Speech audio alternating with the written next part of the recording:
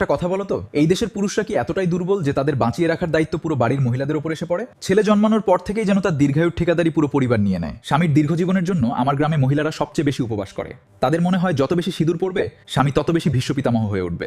স্বামী সারাদিন বিড়ি গুটখা খাক, গাঁজা টানুক বা মদ খেয়ে নেশায় পড়ে থাকুক, তবুও বিশ্বাস এক চিমটি সিঁদুর আর সারাদিন না খেয়ে থাকলেই নাকি স্বামী অমর হয়ে যাবে। এখন তোমাদের মধ্যে কেউ কেউ আমাকে ইন্টারনেট থেকে শেখা জ্ঞান বলে ট্রোল করবে, বলবে সিঁদুরে তো মার্কারি থাকে যা ব্লাড প্রেশার নিয়ন্ত্রণ করে। আবার কেউ বলবে বিন্দি লাগালে আজ্ঞাচক্র অ্যাক্টিভেট হয়, ফলে কনসেন্ট্রেশন ফোকাস বাড়ে, অ্যাংজাইটি কমে। ভাই, যদি বিন্দি লাগালেই এত কনসেন্ট্রেশন আর ফোকাস বাড়তো তাহলে দেশের সব ছেলেকে আইআইটি আর ইউপিএসসি পাস করানোর জন্য লাইব্রেরিতে বসিয়ে কপালে বিন্দি লাগিয়ে দিলেই তো হতো। চলো ধরে নিলাম এসব কিছুটা সত্যি, কিন্তু স্বামী মারা যাওয়ার পর কি একজন মহিলার সব টেনশন আর অ্যাংজাইটি শেষ হয়ে যায়? বরং তখন তো তার আর্থিক, সামাজিক আর মানসিক চাপ 100 গুণ বেড়ে যায়। তাহলে তোমাদের এই সিউডো সায়েন্স অনুযায়ী তো তখন তার পুরো মাথা জুড়ে বিন্দি আর কিলো কিলো সিঁদুর মাখা উচিত, তাই না? কিন্তু তখনই তো সমাজ তাকে সবকিছু থেকে সরিয়ে এক কোণে ফেলে দেয়। কারণ তোমাদের এই দ্বিচারিতার আড়ালে বিজ্ঞান কম, নাটক আর নিয়ন্ত্রণ বেশি লুকিয়ে আছে। আসলে পুরোনো সময়ে সিঁদুর, বিন্দি এসব ছিল শুধু রিলেশনশিপ স্ট্যাটাস দেখানোর একটা উপায়। যেমন আজ ইনস্টাগ্রাম বায়োতে মানুষ লেখে টেকেন, কমিটেড, ম্যারিড ইত্যাদি, যাতে সমাজ বুঝতে পারে মেয়েটি বিবাহিত। এর সঙ্গে স্বামীর অমর হওয়ার কোনো সম্পর্ক নেই। স্বামীর আয়ু বাড়বে তোমার উপবাসে নয়, তার ভালো খাবার আর স্বাস্থ্যকর লাইফস্টাইলে।